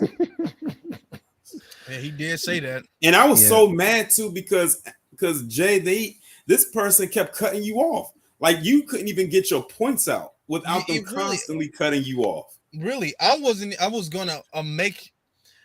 Oh, I couldn't even get. I had to like rush and like, okay, let me just say this real quick. Because I was trying to build up to something, and it's just your opinion. Oh, he was like, oh, it's just your opinion is that I didn't have facts. Your opinion is that I didn't have facts. I'm like, you literally said that you didn't have data. She made fun of Marcel for having data, and then had no data. I'm like, okay, you said you didn't have data, and now I'm acknowledging the fact that you said you didn't have data, and you're saying that's my opinion, and you kept cutting me off, like you kept on doing that. And I think you probably remember me from the space before with Will. Yeah. So that's why you didn't. I don't know, but I was like, okay, I don't like cutting people. Say something and leave. Yeah, I don't like cutting people off. I want everybody to be able to say what they say, unless you're saying something stupid. But yeah, which she said, person most definitely was the entire time they were in there. Yeah, but you know how MAGA people are. It's all about them, and it's their opinions and their facts. Because even when she said, "Oh, your data's was wrong," more mad, but nobody was more mad than Sister Sean. She don't give nothing away. Don't give nothing away. Like, I want people to go and listen to it. Woof, Sister Sean, but we had to cut her off. Put your channel in the chat, brother. Put your channel in the chat so that we can go look at it. Cool. Let me see. Yeah. Does anybody have any last words? Because I'm gonna have to get off of here in a little bit. Oh, make sure y'all come over to my channel tomorrow. I will be interviewing Marcel on my channel tomorrow at 6:30 p.m. Eastern Standard Time. Yes, sir. I'm definitely looking. I already liked the video. I already saw it. The second I saw it on my YouTube, on my Oh no, I hit the wrong. I'm like, oh, I'm definitely watching this. Marcel and Tariq were tearing somebody up tonight. Oh, I heard that. You heard that? Yeah, they was talking about Jesus. Jesus. Marcel and Tariq were Look, tearing hold them on. up. Speaking of Jesus, let's I want to show y'all something. This is why I was laughing a little bit. Tariq is like the king of being petty. I don't think I found myself looking at a couple of his roasts on YouTube the other day, and I was cracking up the entire time at every roast he was doing. Like, you just go on YouTube and type in Tariq Nasheed roast people. It's like video after video, because someone, I guess, is in the spaces when he records them or when he does them, and they post them up on their channel. Them roasts be hilarious, and he be so calm with it, and he doesn't have to be repetitive when he does it. Tariq, he literally posted this. He shared this on Twitter a couple minutes ago. Another tweet from another text message from Jesus, and he goes, "Jesus, heads up, don't trust these white supremacists." Yeah. He says, "Okay, JC." This man, if there was a trophy for being petty, my goodness. Oh, Afro. I'm still stuck on that Red Cross rice. I will never. Yes, Red Cross rice. He had a point though. He had a point when he said, "Jesus said to give me my money," and I had to come back in there. Yes, God said y'all supposed to pay us, and I can show you through your Bible where you're supposed to break bread, just like you did in Egypt. Hey, brother Don, you know them. You know they were putting that out on Twitter, and them conservatives they bypassed that question real slick, like real slick. They know they book. They know that illegitimate book that they based on our history and our laws and called it their religion, equipped with a whole white Jesus, which is equivalent to white supremacy. Get the F out! I ain't trying to hear it. If you don't think Christianity is equivalent to white supremacy, all you have to do is go back to Good Friday 2022 in Cordoba, Spain, and look at how those folks are dressed. From the mamas and daddies down to the racist ass Viola, Texas living children. I know Tyrion know what I'm talking about. Oh yeah, I'm very familiar. With Vidor, Texas. I'll be up on you, boy. That's what kicked off my Sundown series of videos was Vidor, Texas, and I'm glad that it's actually like getting pushed back into the mainstream. With that video about that black man who was the trucker, and he was talking about his experience. And I said I'm actually shocked that video made it to a mainstream circuit like CBS, because I first saw it on Instagram. And then I saw it again on Twitter. And then the next thing you know, it ended up on CBS. And I'm like, yeah, Vidor, Texas is still very much a sundown town. And anyone who lives in Texas will tell you that. I'm gonna share a secret indulgence. When I wake up in the morning, Tyrion, you be in the bed with me. I.e., my phone next to me, I turn on YouTube. You're usually the first video that I watch. What did he say a couple hours ago? Yeah, I was about to say pause. Pretty stuff going on with you, brother. That's where you place in the prominence of information and media that you bring to me. I want to see what you said while I was asleep. So yeah, I'll be getting all your videos first straight away. And keep doing what you're doing, nephew. You're doing a good job. Appreciate it. That was a very rather interesting way to say it. That was pause. Well, you know how it is. Hey, Torian, I do want to do a show with you about Marion Barry. I think we got to bring that brother back to prominence. A lot of people forgot. Oh, most definitely. I'm thinking about possibly. I'm thinking about possibly. I have to mention him tomorrow when I'm talking to Marcel. Like mentioning, Marion Barry, because I always tell people that Marion Barry is a politician who I don't throw into the politician category. Like I'm always talking about these other ones. Thank God, because he does need to be talked about more. But yeah, I'm definitely down to do that particular stream with you. Hey, now let me say this. Hold on, we got a new speaker. Tell it like it is. You can unmute yourself because I really do gotta go soon, so I'm not gonna be on here too much longer. No, I'm not gonna be on long. I hear you guys talking, and and you, Professor Black Truth, TBA, all you guys, Tariq, Nasheed, y'all been speaking my language for just a long time right now. And for a while, I thought I was on my own, just looking and observing all of this stuff. And I'm like, I listen to everything what you guys are saying, and it just speaks to me really, and it jives with me on the cellular level, So I want to thank y'all for doing that. But what I also want to say is, it's real interesting, right? How and it's really interesting how they talk about, well, we don't want to be speaking about critical race theory, because it makes white kids feel bad. Well, it's all these old white kids that's out here doing all of this stuff that actually that really kills the narrative of not talking about critical race theory.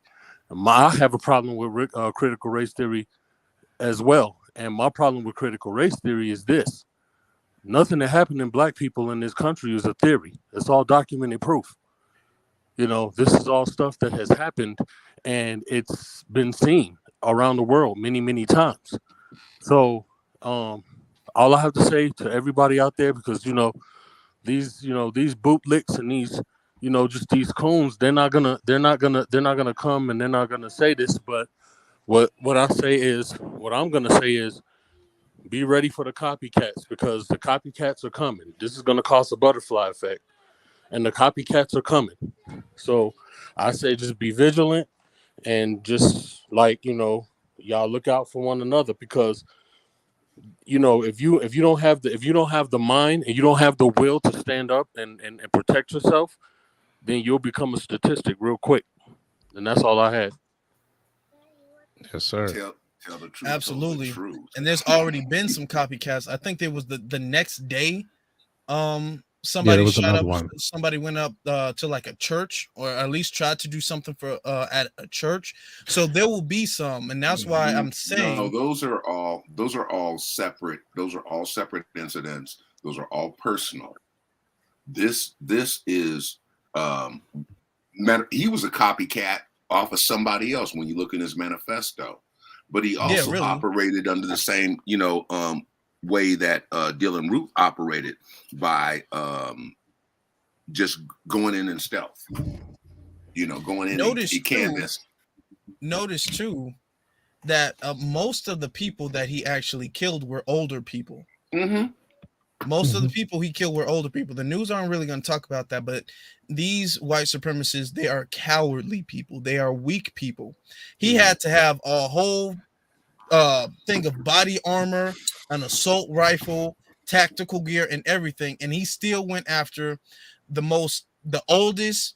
There's people he killed in their damn 70s, senior citizens. He went to a place to kill a bunch of senior citizens. Mm-hmm. And thankfully one of them actually shot back at him. Unfortunately, he had body armor on, so it didn't penetrate his body. But that's just something that we have to be aware of. We can't be out here being easy targets. We can't be out here being easy for them to get. Well, they don't go to when they talk about Chicago so bad. Yeah. You don't see white supremacists traveling 300 miles to go to the west side or the south side of Chicago and pull none of that mess. You never see that. But they would go to a small little grocery store and try to kill a bunch of old people. No, they know better than that. They're not like, I'm from the South Side of Chicago. I mean, I ain't lived there many years. I've been in the military. I've traveled. I've been around the world and stuff like that. Now I live in Colorado with my family, but you know, and out here in Colorado, it's open carry. You know what I'm saying? So better. yeah, and I keep mine on me because you know they're out here. They're out here heavy. You live in a racist ass state. Oh yeah, definitely. So do I. Now, is it So really do I. like like the Colorado boys, or is like those Utah, Wyoming transplants? The Colorado boys or the Utah, Wyoming transplants? Yeah. I know a lot of the militias are over there. You know, I can't really hard to tell. I look at all of them through the same lens. If you really want to know. Yeah. You know what I'm saying? I don't take no chances. I don't try to differentiate between the two, who's who, who's what. All I know is when I go into Walmart and I'm in the self-checkout line, I always make sure that I use the self-checkout where I can have my eyes on the door. Everywhere. Yep. You know what I'm saying? Because the thing is, you never see them coming. And then like I said, those old people, a lot of those old people that got killed, you know what I'm saying, a lot of them are probably the same people that were sitting around talking about everything is all cool and everything. You know, just like what happened over in Boulder. I think it was like last year or it was earlier this year, actually. You know, you think any of these people roll out of bed thinking that was their day to die? They was going to get groceries. You know what I'm saying? And then some dude just went ape shit, went in the place and started shooting the place up. So now, you know what I'm saying? It's just like, and people just refuse. You know, when you hear people talk about this, oh well, you know, we have to go beyond this and this, that, and the other.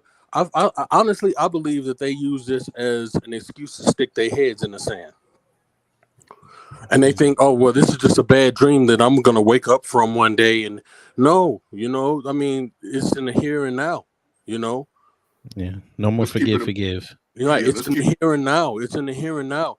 And right now it's like I don't even take my kids to the store with me when I go. You know, I'm by myself because you know what I'm saying.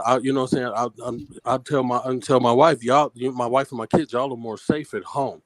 You know what I'm saying? I'll go to the store. Let me be out there. Go out there and get. Because if anything comes down the turnpike, you know, I can move a lot quicker and a lot swifter. You know what I'm saying? And I could think more clearly. You know what I'm saying?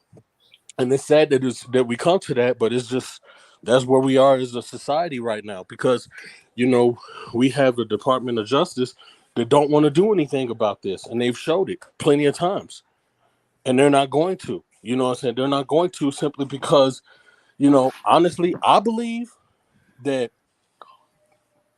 they really kind of want they kind of want this to kick off in a way. You see? Because if they didn't, they would be doing a lot more to stop this stuff. And you know, and all it takes is a stroke of a pen. That's all it takes. But they're not going to do that. Because first of all, they're too proud. And, you know, it's just like in the scriptures say, pride comes before destruction. So they're too proud to admit that, you know, as a society, they're not fit to lead. And they're going to continue messing up and screwing up. And they're going to keep doing what they're doing until the bottom falls out. And that's just it.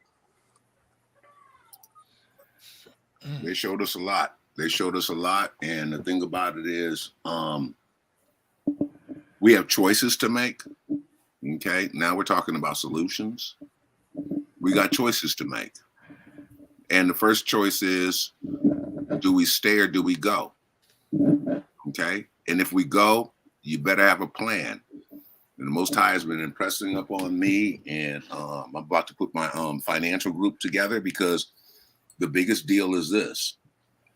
If I can't be an expat commuter, then I need to have a way to generate revenue outside of these here United Killing States. And so for me, the Most High showed me some things that I can also invite my brothers and sisters into in terms of investment. So now income away from here, away from Zaddy, you ain't got to depend on him. You're making your own bread. And the other thing is this, if you're going to stay here, fortify your lives, get prepared, I just spent 3 racks today on the baddest solar generator that I could buy with solar panels, as well as a solar refrigerator. Because see, when this stuff comes down this summer, I ain't finna get caught off guard like Texas. Although we ain't got them freezing weather temperatures. Hey, everything that's running in my house right now is all electric. I ain't got no gas. The only thing I got gas is the water heater. So I can run everything off the power supply that I just bought, the solar power supply. And the other thing is, if you're going to stay here, you're going to have to start looking at how you're going to feed yourself. You might want to look at Torpedo Pod, because that'll give you the best jump and the easiest way to start growing your own food if you're going to stay here. Yeah, I've It's about already to get real. Oh yeah, I've already invested in Torpedo Pod, and I'll actually, if you can, I mean, I'd like to be able to get you know, some information on what you invest in too. You know what I'm saying? Because I want to try and get a few coins together and try to invest in something and try and generate some sort of income. Because I mean, not everybody can afford to just up and leave. You know what I'm saying? Right. That's true. I understand that. I'll say. Now, this is a conversation that we might be able to have, like, to build in the comments section or something like that. Maybe you guys can follow each other on social media, but I can't be on that much longer. I want to give everybody a chance to give like 30 seconds to give their final thoughts on the subject. You guys are making some great points. My response to that is, unfortunately, white supremacy is global. That's just the reality of the situation. We can't run from that. We have to adapt to that. That means we have to be prepared anywhere we go. The one who was the most prepared in that situation, I hate the fact that I forget his name. The hero who shot the white supremacist, he actually saved lives. Unfortunately, the white supremacist had armor and he didn't. But that's what it means to be prepared for a situation. Okay, keep your protection on you. You know where the exits are, know where to hide or where to run. Be in shape. That's one thing that a lot of people want to talk about guns. What's that going to matter if you getting out of the car makes you out of breath? You're getting exhausted just moving around across your bedroom. You have to be not have to be an athlete, but you have to be in fairly decent shape. If you got to run, duck, hide, protect other people. Okay. There is no really running from it. There's nowhere in the world we can run from it. They're not even in Earth anymore. Now they're trying to go to Mars. It's my opinion that I would rather stand here and die here. I understand about building in other places too. I agree with that. But there's no running from it. There's nowhere we can run from it. We have to prepare ourselves to defend ourselves and defend our families. But with that being said, I want to go to Torian, and then we'll just circle around with everybody giving their final thoughts. All right. Well, this was a good discussion that we had. I'm glad, Afro, that you allow me to come up and speak, a little bit more about the situation. This is still a developing story, so I'm sure that there's going to be more stuff that's going to come out between now and the end of the week, when it's probably going to be the next time I discuss it, if not tomorrow. And speaking of tomorrow, like I said, at 6:30 p.m. Eastern Standard Time, I will be having Marcel Dixon on my channel. We will be discussing, his campaign run and the position he's running for, because we are trying to get Jimbo Janko up out of there in the state of South Carolina. Now, it's crazy because I'm not in the state of South Carolina, but y'all need to get him up out of here. It's been past time he's had to go. And, Marcel's a pretty solid individual. He's pretty much, as Jason Black has said, the paperwork has passed the smell test. He's solid. He's for us. He definitely wants to, he's pushing for Black people, FBA, to get reparations and all that other good stuff. But, that's what I'm going to be discussing with him tomorrow, amongst other things. Take a little nosedive into, his history and everything he has going for himself and what he plans to do once he gets into, because I'm putting into existence once he gets into the position that he's running for. Cool.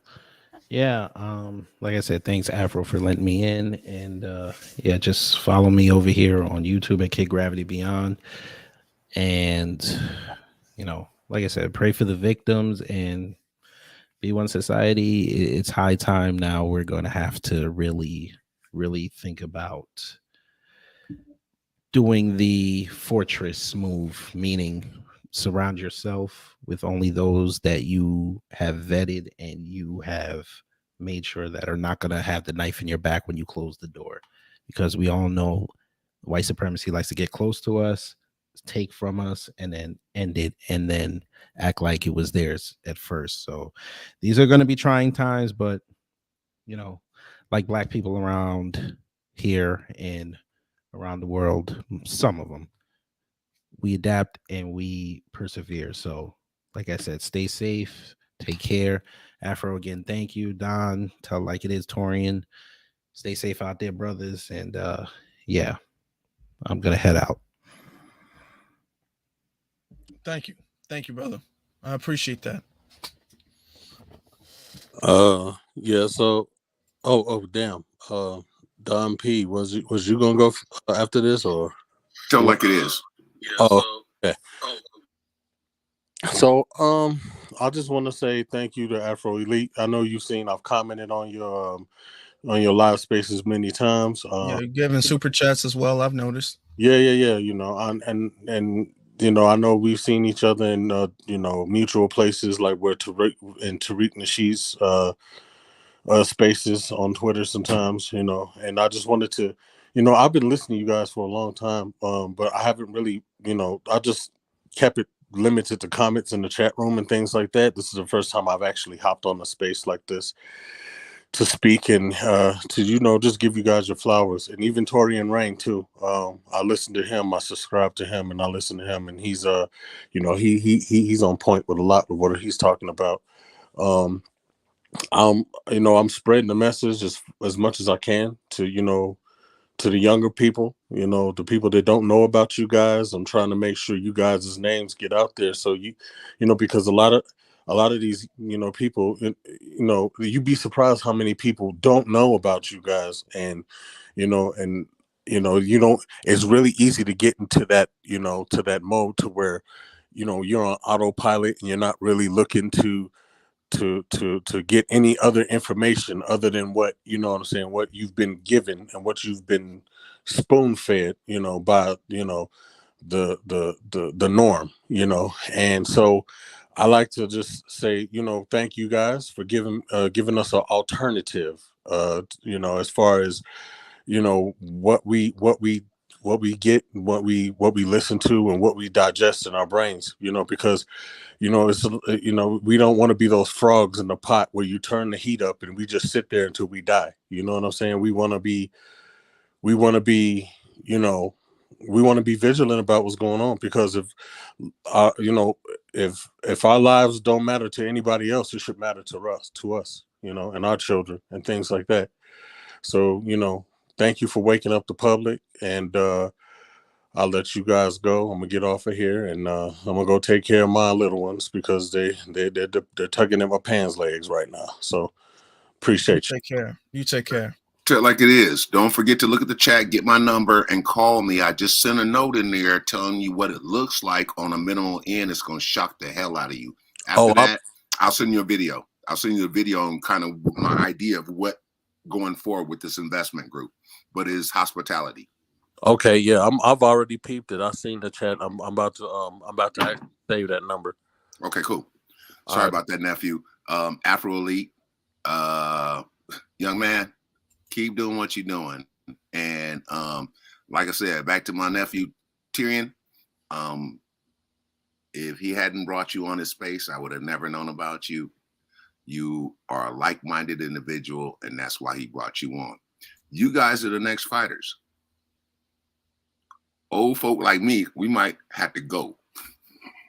But y'all, if you choose to stay and fight, hey, we gonna support you from the other side, bruh.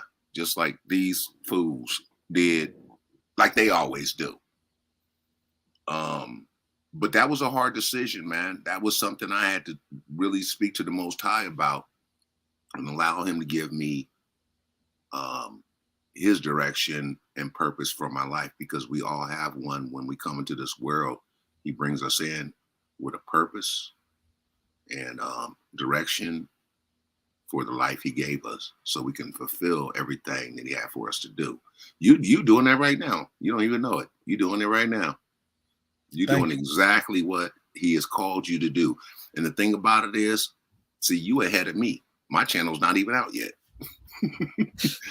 You know what I'm saying? But he all gives us something to do, and he all gives us a place. And I want to say to any of the people that are viewing, if the Most High is giving you the unction to go, do your due diligence, investigate, and go. If he gave you the unction to stay, fortify yourselves so you can stay. If I gotta stay, I already got stuff up in my safe. Please believe it. You know, and I'm not a Kit Kat bar kind of guy, because that's too high profile for me. But I tell you what I got. I got Red Beam. So even if you got on a helmet, I'm gonna put that red beam between your ears or between your legs, and we're gonna take it from there. Definitely. Absolutely. And I appreciate you getting here, coming on and voicing your opinion on this. Thank you very much. Family, thank you very much for all of your support. I genuinely mean that from the bottom of my heart. I really do. Please stay safe out here. Please stay safe out here. I mean, we're living in a dangerous time. Take care of yourself physically and emotionally too. Like, sometimes this stuff can get draining on you emotionally. You have to take care of yourself. You have to take care of your fellow brother and your fellow sister. We have to realize that we're all we got, but that's okay, because we're all we need. We can do this. We have always done this by ourselves, and we will continue to do this by ourselves. And that's okay, because we're built like that. We can handle it like that. Other people can't, but we can. That we're built from a different cloth. We know the government isn't going to do anything. It's my opinion that the government either has turned a blind eye or is participating in a lot of these acts, these anti-black terrorist acts against us. But the government's always been against us, and that's never slowed us down. Well, that's never stopped us, I should say. That's never stopped us, and it won't stop us. Nothing is going to stop us. We just have to adapt to our situation. We just have to do better. We have to take care of ourselves. We have to get ready to protect ourselves. If you're ready, if you get ready, you ain't got to, if you stay ready, you ain't got to get ready. Okay. We should never be in a situation where we have to rush and get ready, because we should already be ready in all circumstances. We should have a mentality of self-defense. We should keep our heads on a swivel everywhere we go, under any and all circumstances, until it becomes second nature for us. Because this is the world we live in, unfortunately. Until we change it for the better, we have to adapt to the world the way it is. So I want you all to take care of yourself. I want you all to protect yourself. I want you guys to stay ready for any situation. You definitely want to check out that debate from Kid Gravity on his channel. You definitely want to check out Marcel's conversation with Torian on his channel tomorrow. And then later on, after the fact, I'm going to be doing a Twitter space. So you guys want to be subscribed or follow me on Twitter so you guys can participate in that space. Shout out to everybody in the chat. There's so many people in the chat. I really don't have time to shout everybody out, but shout out to everybody in the chat. Much love to the B1 family, the FBA family. Much love to you all. You all stay safe out there.